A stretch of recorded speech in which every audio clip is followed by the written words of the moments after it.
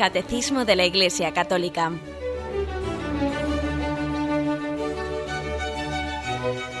Un programa dirigido por Monseñor José Ignacio Munilla, obispo de San Sebastián.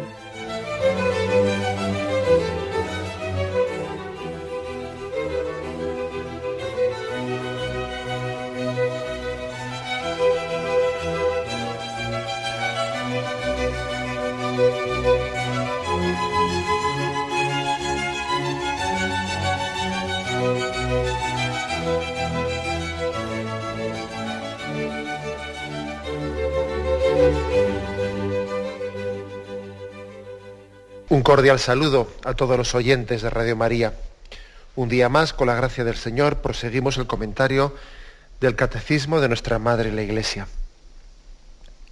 Habíamos concluido el apartado sobre los nombres que recibe el sacramento de la penitencia. Y ahora entramos en otro apartado que tiene como título ¿Por qué un sacramento de la reconciliación después del bautismo? Son dos puntos, el punto 1425 y el 1426, en los que explica por qué un sacramento del perdón de los pecados después de que ya habíamos recibido en el bautismo el perdón de los pecados. Leo el primero de los puntos y entramos en el comentario. 1425. Habéis sido lavados, habéis sido santificados, habéis sido justificados en el nombre del Señor Jesucristo y por el Espíritu de nuestro Dios. Entra directamente, es un texto de 1 Corintios 6, 11, y continúa. Es preciso darse cuenta de la grandeza del don de Dios que se nos hace en los sacramentos de la iniciación cristiana, para comprender hasta qué punto el pecado es algo que no cabe en aquel que se ha revestido de Cristo. Pero el apóstol San Juan dice también, si decimos no tenemos pecado, nos engañamos, y la verdad no está en nosotros. Y el Señor mismo nos enseñó a orar, perdona nuestras ofensas, uniendo el perdón mutuo de nuestras ofensas al perdón que Dios concederá a nuestros pecados. Lo que se afirma, hay dos afirmaciones básicas en este punto. La primera es que si caemos en cuenta de la grandeza, de la dignidad a la que la vocación cristiana nos ha llamado, si caemos en cuenta de a qué hemos sido llamados, a qué condición tan alta, entonces solamente así, solamente cayendo en cuenta de ello, pues nos daremos cuenta de la incompatibilidad con el pecado. No se puede conjugar una cosa con la otra. Si nos damos cuenta de que el bautismo nos ha hecho hijos de Dios, nos ha hecho hijos en Jesucristo, nos ha injertado en esa relación que tienen el Padre y el Hijo. Y recordemos que Dios es santo, su naturaleza es santa, y que esos ángeles que cantan a coro según el libro del Apocalipsis, lo que cantan, lo que sale de sus labios es tanto como glorificar la santidad de Dios, postrados ante Él. Esos ángeles y el coro de los ancianos pronuncia ese himno, santo, santo, santo es el Señor. Es decir, Dios es santo. Dios nos ha incorporado a su vida, nos ha injertado en su naturaleza. Entonces uno dice, vamos a ver, lo que es incompatible es ser llamado a esa intimidad con Dios y a su vez pues pretender entrar en ella sin estar santificados. Imposible. Es decir, la condición que hemos recibido por el bautismo solamente se entiende en santidad. Solamente se entiende en santidad. Porque lo contrario es como si le echásemos agua al aceite hirviendo, que lo que hace es saltar. O sea, el pretender tener esa condición que nos da el bautismo de santidad, de unión con Dios, y al mismo tiempo haciéndola compatible como si no pasase nada, ¿no?, con nuestra condición pecadora, bueno, pues eso es como echarle agua al aceite hirviendo. Son dos condiciones totalmente incompatibles. Dios es santo y en Él no hay no hay mancha de pecado, y por lo tanto nuestra intimidad con Dios, pues nuestra inserción en Dios recibida por el bautismo, pues requiere que ese don que hemos recibido permanezca en santidad. Hemos recibido por los sacramentos de la iniciación cristiana, hemos recibido una vida santa. Hemos nacido a una vida nueva, en el bautismo, alimentada por el Espíritu Santo y alimentada también, fortalecida por el Espíritu Santo y alimentada por el cuerpo y sangre de Cristo. Esa es la iniciación cristiana, nacer por el bautismo en Cristo, recibir el don del Espíritu Santo por la confirmación y ser alimentados en esa nueva vida, pues por la Eucaristía. Bueno, esto es una condición tan alta, esto es tal intimidad con Dios, que lo primero que hay que caer en cuenta es imposible compaginar esto con el pecado. Y esto nos tiene que entender por qué Dios en su misericordia ha querido también ofrecer al mundo, después del bautismo, después de la iniciación cristiana, ha querido ofrecer el sacramento de la reconciliación, que como veremos más tarde en programas posteriores, la tradición ha llamado el segundo bautismo, segunda tabla de salvación. Por la misericordia de nuestro Dios, y Él ha querido de nuevo darnos la capacidad de volver a insertarnos en ese misterio de santidad. Lo primero es que hay que denunciar la tendencia actual que existe, ¿no? Y está un poco inserta, fruto de la secularización, fruto también de la ignorancia religiosa, pero fruto de la insensibilidad de lo que es la santidad de Dios, que a veces de Dios hemos hecho, olvidándonos de que Él es el santo ante el cual se postran aquellos ángeles que adoran en la Jerusalén celestial, impresionados, ¿no?, impactados por la santidad de Dios. A veces hemos hecho de Dios pues un colegi, y perdón por la palabra, un colegi, quiero decir con ello que parece que confundimos lo que es la amistad y la intimidad con Dios y la confianza que por su misericordia nos da, como con la trivialización de la santidad de Dios. Y entonces son dos cosas, digamos, que es una manipulación del concepto cercanía de Dios, del concepto amistad. No, es una manipulación. Hacer de Dios un colegi al que uno se acerca sin caer en cuenta de su trascendencia, de su santidad, ¿no?, pues es deformar su imagen y confundir pues las churras con las merinas, ¿no? Confundir la intimidad, confundir la cercanía de Dios, confundirla con la intrascendencia.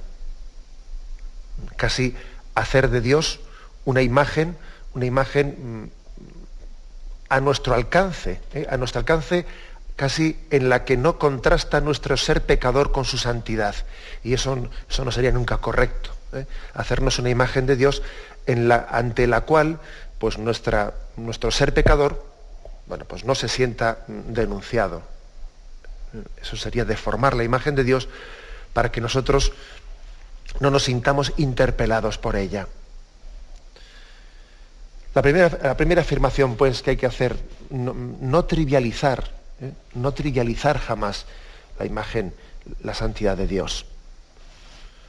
No trivializarla. Y al mismo tiempo, no trivializar, no desdramatizar la realidad del pecado. Primero, no negarlo, que eso lo dice en la primera carta de Juan, capítulo 1, versículo 8. Lo trae aquí a colación el catecismo. Si decimos no tenemos pecado, nos engañamos y la verdad no está en nosotros. Primeramente, hay que denunciar la tendencia a negar, sencillamente a negar el pecado. Quien niega el pecado, pues está, en primer lugar, haciendo que Jesucristo, la redención de Jesucristo, sea innecesaria para él, como si eso que Jesús ha hecho de entregar su vida por nuestra salvación, por el perdón de los pecados, si ese drama ese drama de la redención, ese drama en el que el Padre entrega al Hijo por el perdón de nuestros pecados y el Hijo entrega voluntariamente su vida a la cruz, bueno, pues todo ese drama es innecesario para quien niega el pecado en su vida. El que dice yo no me siento pecador, el que dice, bueno, pues yo, ese sin darse cuenta, o dándose cuenta, o yo qué sé, ¿no?, está haciendo que la redención de Cristo pues sea superflua para él, que la esté despreciando, que no la esté apreciando. Muchas veces uno cae en cuenta de lo que es el pecado, lo descubre su gravedad, al observar, al contemplar cuál ha sido el drama de la redención. Qué caro ha costado nuestro rescate. ¿A qué precio hemos sido salvados? Al precio de la sangre de Cristo. Solamente viendo esto cae uno en cuenta de lo otro. Qué grave debe ser mi pecado que, pues, para que la reacción del Padre haya sido tan dramática, la de enviar a su Hijo, y la reacción de Jesucristo haya sido tan contundente. Qué grave debe ser mi pecado para que la reacción haya sido de este calibre. No vale decir, ¿no?, que creo que también es otra afirmación que tenemos que decir, no vale decir, bueno, pues que yo no me veo mal, que los hay peores, como se dice muchas veces, ¿no? Bueno, si los hay peores, yo pecador pues mira al otro, mira a fulanito, mira a menganito, ¿no? A veces uno pierde conciencia de su pecado y lo hace porque se mira en el espejo de los demás, y entonces dice, si los hay peores, y entonces parece que uno se siente mal de muchos, consuelo de tontos, ¿no? Se siente justificado en el pecado que le rodea. Pero claro, es un error hacer de los demás, del pecado de los demás, mi espejo. El pecado de los demás no puede ser un espejo en el que yo me mire y entonces me sienta justificado. La Iglesia nos ha puesto el espejo de los santos para que nos miremos en ellos. El pecado de los demás no puede ser un espejo en el que yo me mire y hasta me sienta guapo mirándome en ese espejo. Ese espejo es la vida de los santos, que no es sino reflejo de la santidad de Dios. Dios es nuestro espejo reflejado en la santidad de María, en la santidad de los santos, ¿no? Esa tendencia tan infantil a sentirse justificado por los demás, bueno, pues a veces nos reímos de ella los mayores, pero nosotros volvemos a caer en la misma piedra que los pequeños, ¿no? Eso que hacen los pequeños, que cuando les hablas de cualquier cosa enseguida te dicen, pues uno de mi clase, pues en mi clase hay uno, y enseguida están los niños remitiéndose a alguien que en su clase pues ha hecho una cosa mal hecha, ha hecho una cosa fea, o dice una palabrota. Los niños, bueno, tienen esa tendencia siempre a verse en el espejo de los demás, pero es que en ellos será más comprensible, pero es que nosotros hacemos lo mismo. Hacemos lo mismo. También hay otra forma de excusarse, ¿no? Otro recurso frecuente, otro error frecuente para no caer en cuenta del propio pecado, para negar, ¿no?, el propio pecado. Muchas veces se dice, bueno, yo no he querido ofender a Dios, yo no pretendía ofenderle a Dios. O sea, pues, si yo he hecho eso, lo he hecho pues de una manera intrascendente, ¿no? Yo no pretendía ofenderle, yo no pretendía... Hombre, vamos a ver, es que lo que no puede ser es que confundamos el pecado personal con una especie de pecado diabólico. Pecado diabólico, casi me refiero a aquel que está hecho con la intencionalidad expresa de ofender a Dios. Hombre, pocas veces se puede llegar a hacer un pecado con la intencionalidad directa, inmediata, de yo quiero hacer esto por ofender a Dios. Hombre, es que eso no es así. El pecado... Para que un acto sea pecado, no es necesario que tenga ese grado tan grande de maldad, sino que, según uno ve, por ejemplo, reflejada en la parábola del hijo pródigo, el hijo marchó de casa del padre no con la intención de ofender al padre. Ahora bien, lo hizo pues, por buscar su supuesta felicidad, ¿no? Pero él lo hizo no por ofender al padre, pero lo hizo sabiendo que ofendía al padre haciendo eso.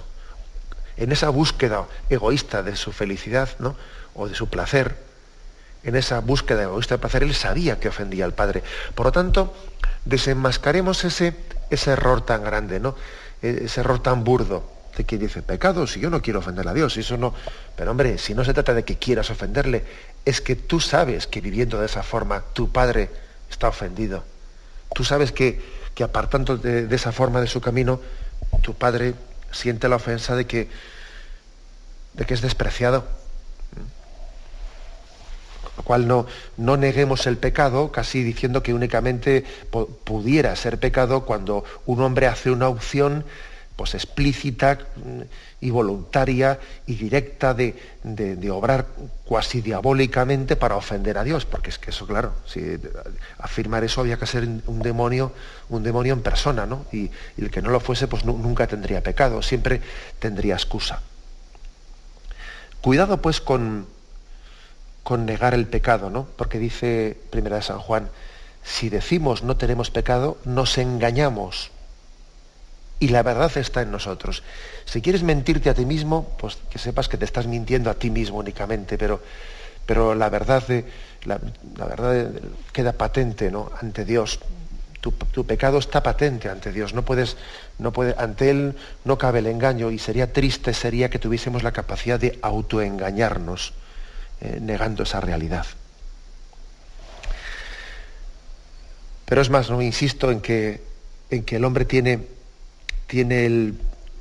la capacidad de trivializar el pecado, a veces negándolo y a veces diciendo, bueno, pues si es que es humano, es una cosa humana.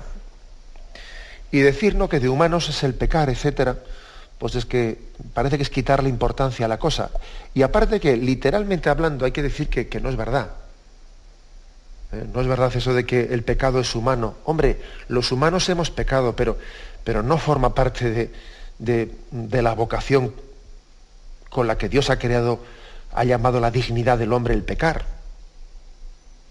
De hecho, fijaros cuando decimos, el Señor Jesús, ¿no?, se hizo semejante a nosotros en todo menos en el pecado. Y entonces uno podría decir, bueno, pues entonces no es hombre del todo, ¿no? Porque si Jesús se hizo semejante a nosotros en todo menos en el pecado, entonces hay algo humano que Jesús no ha compartido con nosotros, que es el pecado. Pues no, Señor, porque es que el pecado no es humano, es infrahumano, que es distinto. Claro, la vocación con la que Dios ha creado al hombre no es para pecar. Para saber lo que es ser hombre, para eso no hace falta pecar. Jesús ha querido experimentar la tentación. Jesús ha querido experimentar también la debilidad de la condición humana, pero no el pecado, porque el pecado, eso de que para ser hombre, ¿no?, hay que saber lo que es el pecado, eso es mentira. Es mentira. Pecar no es ser más hombre, es ser menos hombre.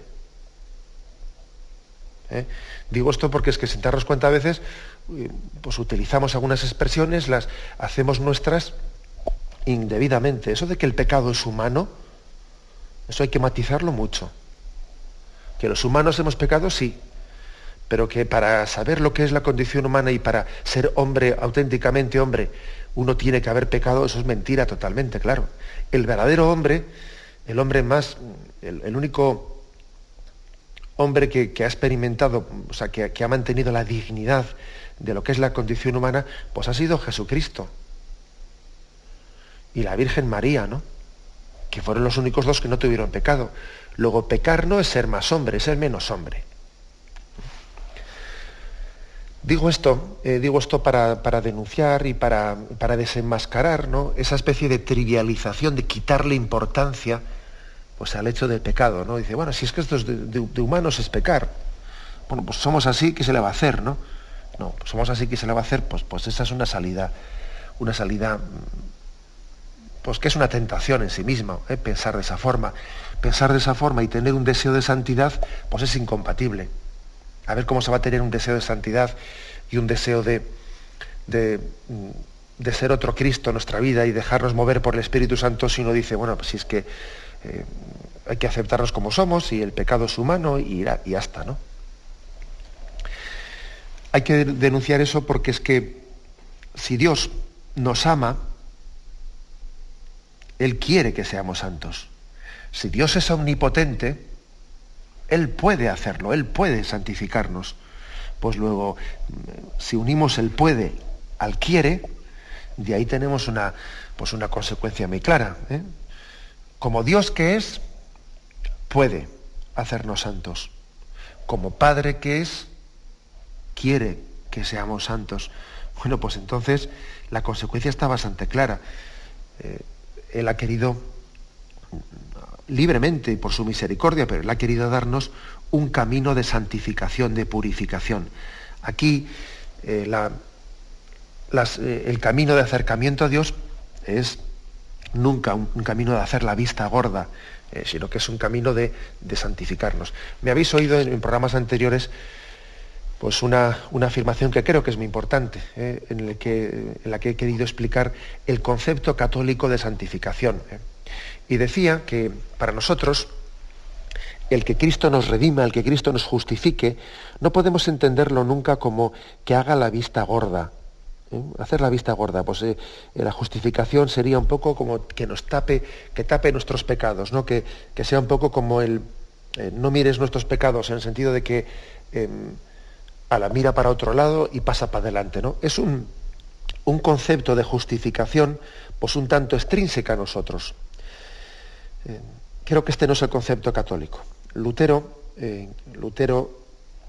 llegó a formular y poner un ejemplo muy gráfico que creo que merece la pena significarlo y traerlo a colación aquí para que nos demos cuenta de cuál es nuestra esperanza, ¿no?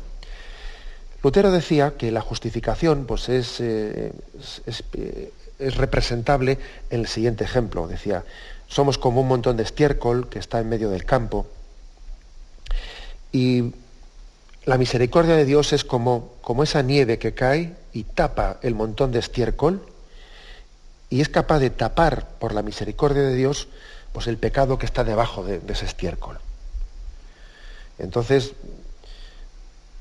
claro, es muy tentador pensar así. Entonces, ¿en qué consiste la justificación? En que Dios tapa nuestro pecado. El Concilio de Trento, frente a esta concepción, reaccionó y dijo, no, ser justificados no es que Dios tape tu pecado, ¿no? Por su misericordia. Es que Dios te cambia, es que Dios cambia tu estiércol y te hace hombre nuevo. Ya no es únicamente que se trate de una justificación extrínseca, sino una justificación intrínseca en el sentido de que Dios me hace nuevo.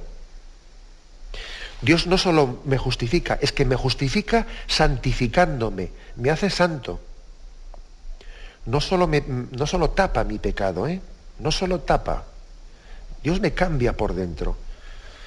Es muy tentador, es que es muy tentador el hacer nuestra esa explicación de Lutero. Es muy tentador porque como a veces nos vemos que nuestro pecado pues no somos capaces de vencerle, que una y otra vez caemos en el mismo pecado, nos vemos débiles, nos vemos reincidentes, nos vemos humillados por nuestra debilidad, entonces qué tentador es decir, bueno, pues la salvación consiste en que Dios por su misericordia extienda su capa y me tape, ¿no? Que me justifique haciendo la vista gorda por su misericordia. Pues es que eso es muy tentador, claro, pero eso es no tener confianza y no tener esperanza en el poder santificador de Dios. Eso es no terminar de creerte que Dios me ama y como me ama, Él puede y quiere y lo va a hacer. Puede, quiere y lo va a hacer y lo está haciendo, ojo. Me está cambiando, me está transformando, me está haciendo un hombre nuevo. Dios puede, Dios quiere, Dios lo va a hacer, Dios lo está haciendo. Creo que esta es, por lo tanto, la respuesta que tenemos que dar ante la realidad del pecado. No casarnos nunca con ella. No casarnos nunca con nuestro pecado. Es verdad que tenemos que convivir con una condición pecadora, pero sin hacer nunca las paces con ella. Llevando a cabo pues un delicado equilibrio. Es, mira, no perder la paz con tu pecado, pero no hacer nunca las paces con él. No perder nunca la paz porque la batalla es larga. Y si yo me veo hoy caído y me veo hoy débil, pues claro, sería un error perder la paz y desesperarse, ¿no? No perder la paz, pero no hacer nunca las paces. saber que nuestra esperanza es firme, que la llamada de Dios a hacernos santos pues va a triunfar, al final va a triunfar, Dios lo va a conseguir, Dios va a terminar la obra buena que Él había comenzado en nosotros. Esta es, por lo tanto, ¿no?, la primera afirmación de este punto 1425. Tenemos un momento de reflexión. 426, dice así: la conversión a Cristo, el nuevo nacimiento por el bautismo, el don del Espíritu Santo, el cuerpo y la sangre de Cristo resucitados como alimento nos han hecho santos e inmaculados ante Él. Como la Iglesia misma, esposa de Cristo, es santa e inmaculada ante Él. Sin embargo, la vida nueva, recibida en la iniciación cristiana, no suprimió la fragilidad y la debilidad de la naturaleza humana, ni la inclinación al pecado que la tradición llama concupiscencia, y que permanecen los bautizados a fin de que sirva de prueba en ellos en el combate de la vida cristiana, ayudados por la gracia de Dios. Esta lucha es la de la conversión, con miras a la santidad y la vida eterna a la que el Señor no cesa de llamarnos. Bueno, la afirmación es que hemos sido llamados en Cristo a una vida santa, a ser, como dice Efesios 1:4, santos e inmaculados ante Él por el amor. Nuestra vocación es la santidad. Sed santos como vuestro Padre Celestial es santo. La verdad es que no puede haber un ideal mayor. Cuando Jesús dice, sed santos como vuestro Padre Celestial es santo, pues la verdad es que no se nos puede dar un ideal más claro. Y Jesús no rebaja ese ideal. Es que eso es lo curioso, que Jesús es capaz de compaginar su misericordia hacia los pecadores sin rebajar ni una pizca de la santidad, del ideal de la santidad. Jesús es el que dijo a la mujer pecadora, nadie te ha condenado, mujer. Nadie, Señor. Pues tampoco yo te condeno. Vete y no peques más. Eso es lo grandioso de Jesús, que compagina la misericordia con el pecador, pues con mantener bien alto y con no ceder ni un milímetro en el listón de ese objetivo nuestro de la santidad. Porque muchas veces nosotros confundimos una cosa con la otra. A veces se confunde el ideal de la misericordia con el pecador, se confunde con una especie de, trivialización o quitarle importancia al pecado. No, pues eso no es así. O a veces se confunde el ser fiel o el ideal de mantener la santidad como el ideal de nuestra vida, se confunde eso con el desprecio de los pecadores, ¿no? O con mirarles por encima del hombro. No, pues tampoco es eso. Es decir, la grandeza de Jesús es que mantiene ambas cosas, mantiene el amor al pecador al mismo tiempo que el rechazo absoluto del pecado. ¿Y eso cómo se puede hacer? Pues es que únicamente se entiende en Jesucristo, esas dos cosas. Él nos ha llamado a ser santos e inmaculados por el amor.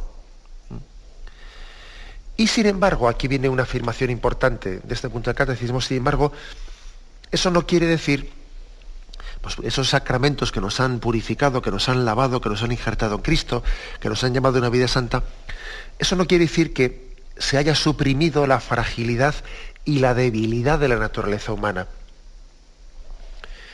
que en sí misma no es pecado, esa inclinación, eso que decimos la carne es débil, esa tendencia de nuestra carne a la debilidad, que parece que siempre estamos inclinados a lo que puede ser la comodidad, el placer, el prestigio, pues de alguna manera como criterio, como tentación continua, ¿no? que está reflejando la debilidad nuestra. Pero ojo, eso en sí mismo, tener esa tendencia, no es pecado. Es verdad que ha quedado en nosotros como influjo del pecado, pero en sí misma no es pecado. Creo que es bueno distinguir estas dos cosas. Nuestra condición débil es una cosa, y otra cosa es el pecado en sí mismo. Llevamos un tesoro en vasijas de barro. Somos portadores de una llamada a ser santos, y esa llamada a ser santos pues la tenemos que compatibilizar pues con un sujeto frágil que somos nosotros. Pero Dios quiere, igual que he dicho antes, que Él compagina de una manera que a veces nos resulta sorprendente la misericordia con el pecador, y a su vez la llamada de decir, vete y no peques más, sed santos como vuestro Padre Celestial es santo. La llamada a la santidad, Él la compagina con la misericordia con el pecador. Bueno, pues lo mismo también, aunque sea otro tema que no es exactamente el mismo, pero de una manera similar, también nosotros compaginamos pues nuestra condición frágil, nuestra condición inclinada al pecado, pero en sí misma la compaginamos con la llamada a la santidad, y llevamos un tesoro en una vasija de barro. Aquí se nos recuerda, en este punto del catecismo, la doctrina católica sobre el tema de la concupiscencia y la fragilidad y debilidad de la naturaleza humana. Se nos ofrecen algunos puntos, porque sabéis que el catecismo, por cierto, por si no lo he dicho otras veces, al margen del catecismo, pone en números rojos los puntos en los que está también más explicado la doctrina que en ese punto del catecismo se nos está refiriendo. Entonces aquí se nos ofrecen 3 puntos. Uno es el 405, que dice así: aunque propio de cada uno, el pecado original no tiene en ningún descendiente de Adán un carácter de falta personal. Es la privación de la santidad y de la justicia originales, pero la naturaleza humana no está totalmente corrompida, está herida. Esta es la afirmación clave. La naturaleza humana no está totalmente corrompida, está herida en sus propias fuerzas naturales, sometida a la ignorancia, al sufrimiento y al imperio de la muerte, e inclinada al pecado. Esta inclinación al mal es llamada concupiscencia. El bautismo, dando la vida de la gracia de Cristo, borra el pecado original y devuelve el hombre a Dios, pero las consecuencias para la naturaleza debilitada e inclinada al mal persisten en el hombre y lo llaman al combate espiritual. O sea, es decir, que alguien que ha sido bautizado y en el bautismo, de una manera pues sobrenatural, ¿no?, ha sido rescatado de la esclavitud de Satanás, ha sido rescatado del imperio del pecado, ha sido santificado, ha sido hecho una criatura nueva. Alguien que en el bautismo, en esa dimensión sobrenatural, ha sido rescatado, eso no quita para que luego su naturaleza sea débil también como la del que no ha sido bautizado. ¿Me explico? O sea, no nos pensemos... Claro, el bautismo tiene un efecto sobrenatural, pero no nos pensemos que va como a tener de una especie cuasi mágica, como un efecto mágico, que es que esa tendencia que ha sido ya, sí que es fruto del pecado, pero esa tendencia natural que ha quedado en nosotros, esa tendencia natural de inclinación al pecado, va a ser inmediatamente suprimida, ¿no?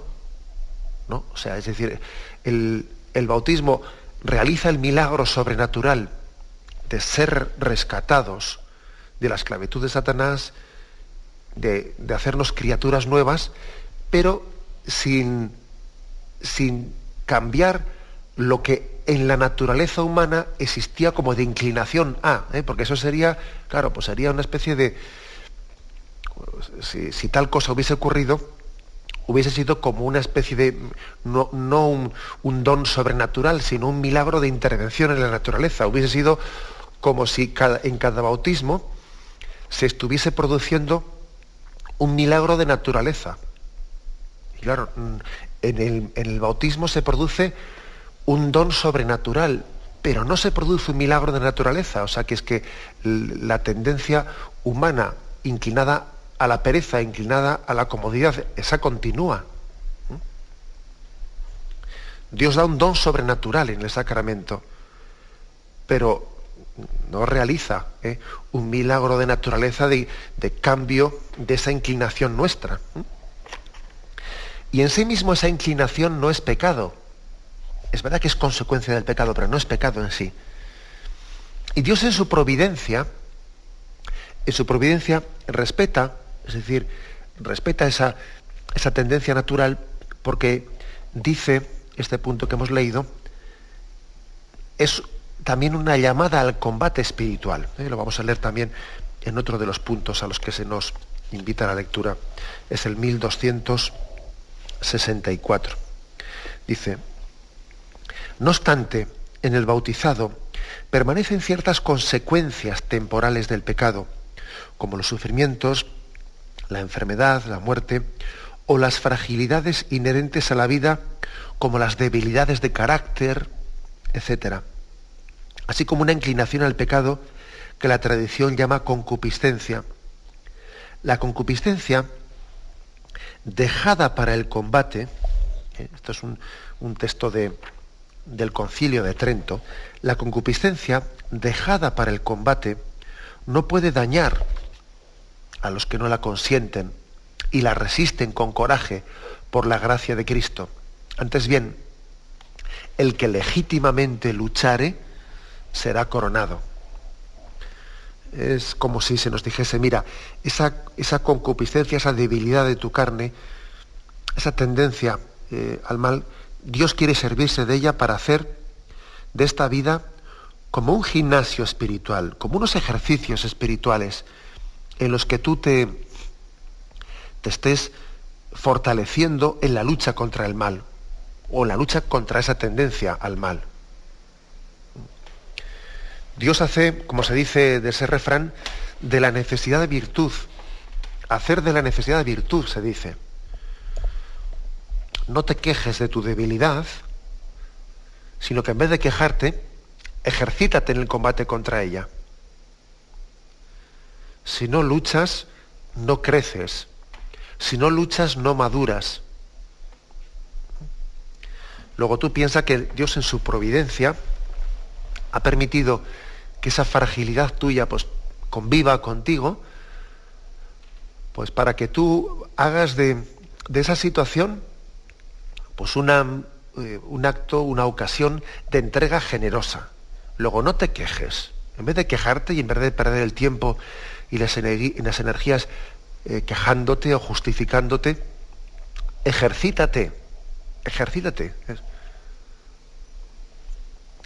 San Agustín, explicando, y muchos santos padres también, ¿no?, explicando las tentaciones de Cristo en el desierto, hablando de cómo Cristo ha querido dejarse tentar, etcétera, extraen de ello una conclusión para nosotros.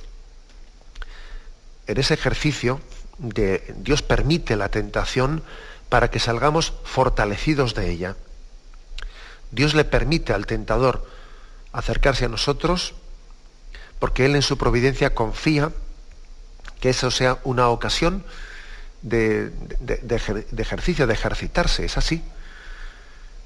La virtud no se desarrolla si no se rema en contra de corriente. Si uno siempre rema a favor de corriente, pues no ejercitará sus músculos, se dejará arrastrar. Cuando los músculos se ejercitan verdaderamente es cuando uno rema en contra de corriente. Por lo tanto, la concupiscencia, la debilidad de la carne humana, en la providencia de Dios, es como una especie de gimnasio, de fortalecimiento personal. Dios ha querido que ejerza pues esa labor, ¿no?, similar a ello. Dos textos concretos, pues creo que puede ser una buena ocasión de meditar en esto. El primero es de la segunda carta de Timoteo, el capítulo 2, el versículo 5.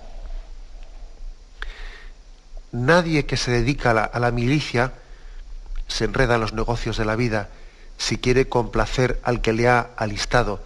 Y lo mismo el atleta no recibe la corona si no ha cumplido según el reglamento. Pues claro, pues el atleta tiene que ejercitarse. Qué fácil sería para el atleta decir, bueno, yo voy a competir sin entrenarme todos los días. Pues no, tiene que entrenarse todos los días. Y hay del atleta que se le suba el éxito a la cabeza y se dedique a celebrar los éxitos y se olvide de entrenar los siguientes días, vas a ver tú cómo enseguida su capacidad de rendimiento disminuye. También hay otro texto que es emblemático, el de 2 Corintios, capítulo 12, versículos 7 y siguientes, donde San Pablo cuenta una especie de experiencia personal, ¿no? No sé, es un poco difícil traducir, porque parece que está hablando de una intimidad que él mismo también, pues tampoco quiere por pudor contárnosla con detalle, pero nos dice lo suficiente. Él dice que él sentía un aguijón en su carne. Lo voy a leer. Y por esto, para que no me engría con la sublimidad de estas revelaciones, se ve que él tenía también unas revelaciones, unos dones místicos especiales de Dios. Y dice, para que no se me subiesen a la cabeza, fue dado un aguijón a mi carne, un ángel de Satanás que me abofetea para que no me engría. O sea, Dios le daba una doble experiencia, una experiencia mística de ser capaz de percibir el don de Dios, pero al mismo tiempo compaginaba esa experiencia mística con un aguijón clavado en su carne. ¿Qué podría ser? ¿Una tentación directa de Satanás? ¿O podría ser más bien una debilidad de la carne, una tendencia pues al pecado que contrastaba en él con esa experiencia mística tan fuerte de Dios? Pues no lo sabemos, ¿no? Pero él dice, por este motivo 3 veces rogué al Señor que se alejase de mí, este aguijón. Pero él me dijo, mi gracia te basta, que mi fuerza se muestra perfecta en la flaqueza. Por tanto, con sumo gusto seguiré gloriándome en mis flaquezas, para que habite en mí la fuerza de Cristo.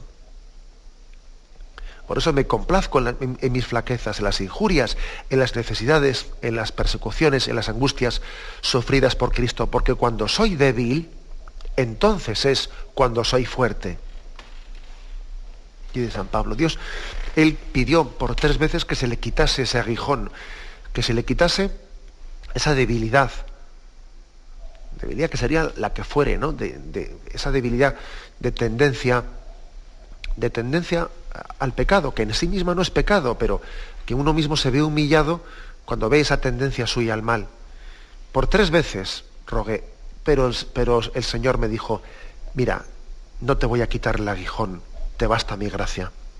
Mi fuerza se realiza en medio de la debilidad.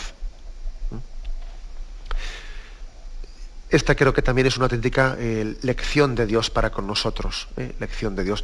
El que mantengamos intacto el ideal de la santidad, el que nuestra meta no cambie ni un ápice, ni un milímetro, sed santos como vuestro Padre Celestial es santo, ¿no? Eso a pesar de la constatación de nuestra inclinación al pecado, incluso de nuestros pecados personales, no ya la inclinación, sino los pecados mismos. Pero que nuestros pecados, nuestra condición pecadora, no sea capaz de borrar nuestro deseo de santidad y de disminuir nuestra esperanza de que Dios llevará a efecto la obra buena que ha comenzado en nosotros. Esa creo que es una buena meta, una buena conclusión. Que mi condición pecadora no sea capaz de borrar el deseo de santidad, no sea capaz de disminuir la esperanza de que esa vocación a la que Dios nos ha llamado finalmente se realizará. Bueno, pues adelante vamos a concluir de esta forma la explicación de estos 2 puntos del Catecismo de hoy, que han sido el punto 1425, 1426, que tenían como título ¿por qué un sacramento de la reconciliación después del bautismo? Bien, tenemos el tiempo cumplido. Me despido con la bendición de Dios Todopoderoso. Padre, Hijo y Espíritu Santo, descienda sobre vosotros. Alabado sea Jesucristo.